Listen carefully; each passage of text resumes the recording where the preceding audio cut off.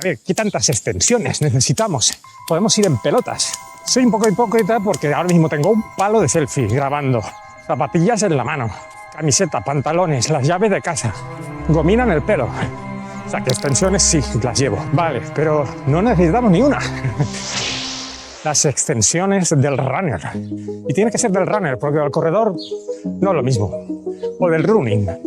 Otra cosa es que sean superfluas, ¿no? Que no te vayan a hacer daño. Que de alguna manera pues, te dan una experiencia más divertida, vale. Todo eso lo compro. Nunca mejor dicho, lo compro.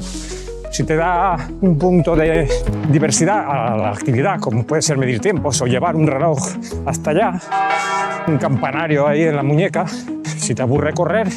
Pero bueno, desde música, gafas holísticas, por decir algo que no se me ocurre nada. Yo digo holísticas porque queda muy bien.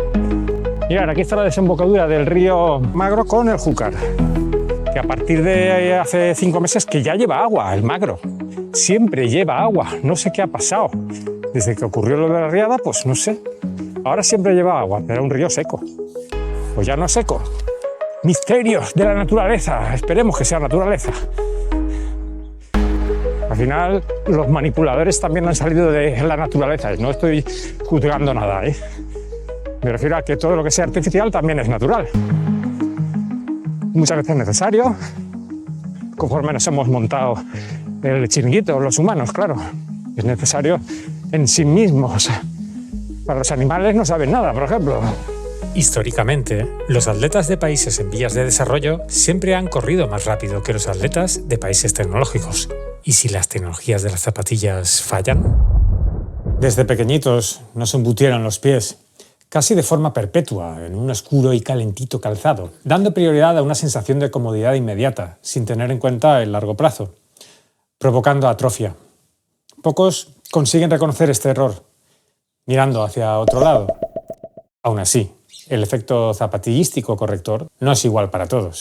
Calzados poco respetuosos con nuestra fisonomía, pues no tienen en cuenta que cada persona es única, pues no se trata únicamente de la forma del pie, como el arco o puente. No se tiene en cuenta la anatomía y morfología del resto del cuerpo. Su centro de gravedad, por ejemplo. Esperemos que entre tantos avances algún día acertemos en alguno. Existen alternativas al calzado hipertecnológico, respetando la fisonomía humana, pues son totalmente planos y sin artefactos, que tratan de emular el descalcismo, el cada vez más popular calzado minimalista, que no interfiere apenas en la postura natural, un calzado discreto que pasa por desapercibido. Recordad, siempre respetar una adaptación progresiva. Al menos somos libres de probar el calzado minimalista. De momento tampoco han prohibido estar descalzo por la calle. Otra cosa son recintos donde tienen sus propias normas. La genética no lo es todo. ¿Ellos tienen mejor genética? Tratar este asunto es complejo. Afirmar que hay razas con una genética superior es una buena forma de tener excusa para autojustificarnos del por qué corremos menos. Al final, cada uno que opine lo que quiera. Personalmente creo que si tuviesen una supremacía genética, serían campeones en todas las disciplinas deportivas. Siendo buenos en muchas, es en el correr donde más destacan. Moldearon y esculpieron su genética después de nacer en una cultura de trabajo duro, pasión y oportunidades en su deporte nacional, en constante adaptación a las condiciones más austeras, vivir en altura, en extremos de frío y calor, desplazándose largas distancias, corriendo o caminando. Solo tenían un vehículo disponible, su propio cuerpo. Poca comida, pero más natural y densidad de nutrientes. No por ello más segura, con pocos controles o higiene, desarrollando una buena técnica de correr, por necesidad, sin disponer de zapatillas que caducan a los 500 kilómetros. Tampoco podían permitirse dejar de correr así como así por una molestia, aumentando su umbral de dolor. Y podemos pensar, claro, ellos no podían elegir. Por suerte nosotros sí. Algunos tenemos mucha suerte. Uno no elige dónde nace, que yo recuerde. Ya tienes más opciones que ellos. El verdadero corredor no se pierde en modas ni en gadgets que prometen más de lo que dan. Es pragmático, sencillo, eficaz y humano. Y a todo esto, pues la etiqueta running. ¿Cómo surgió? ¿Cuándo apareció? Fácil de investigar, pero bueno, ya lo investigaremos después, que si no, no podemos reflexionar de nada ya. Correr significa correr, running. Correr es correr, pero running no es correr. Running es muchas cosas más, es correr lleno de cosas encima y extensiones, tipo Ironman. Es una carrera también, imagínate. Allí yo creo que los del Ironman llevan más trastos que el propio Ironman. El running viene más vinculado a una moda, una etiqueta más vendible, ¿no? Como deporte de moda. Porque claro, corredor sería un poco correr y ya está. Pero running haces muchas cosas. Posar, grabar vídeos. Yo soy un híbrido, un runner descalzo, aunque soy más bien de barefoot running. Que esto también tiene su punto de moda, ¿eh? Todo es una moda, todo es una moda. Llamar moda o no a las cosas no le cambia el sentido de lo que es, simplemente es un prejuicio, ¿no? Es un etiquetado. Esto es una moda. Da igual, pues llámalo moda o no, porque la etiqueta no le cambia el sentido, o a lo mejor esa es la pretensión en algunos casos. El running lo mismo, parece que le quita el sentido y le dé como una luz más, ¿no? A lo que es el tema del correr.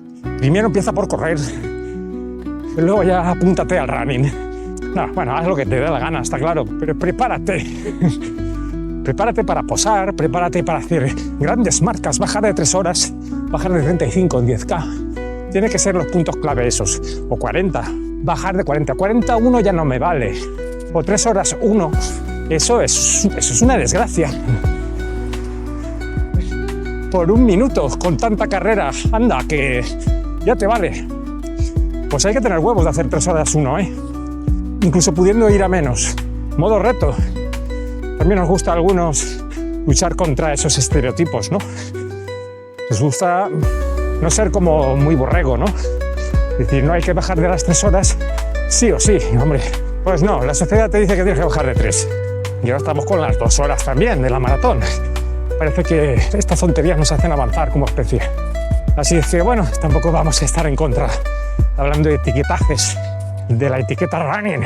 A mí me cae bien la etiqueta esa, muy piji. Muy de posar. Ahora lo que estoy haciendo es posar. ¿Qué le voy a hacer? No me he cogido mis mejores zapatillas tampoco. De alguna manera también estoy posando lo contrario. Es igual, tampoco nos vamos a liar.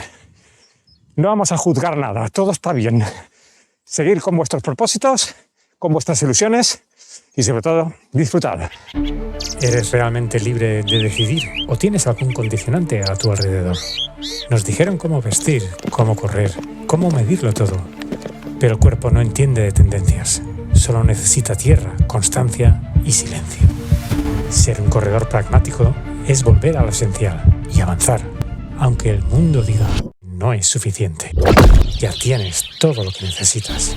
No le damos importancia al vehículo que elegimos para movernos. Coche, moto, patín, zapatillas... Pero lo que realmente nos impulsa lo llevamos dentro. Algo que nunca nos abandonará. Tu verdadero vehículo, el propio cuerpo. Haz que cada paso cuente. ¿Te gusta conducir? Cuídate.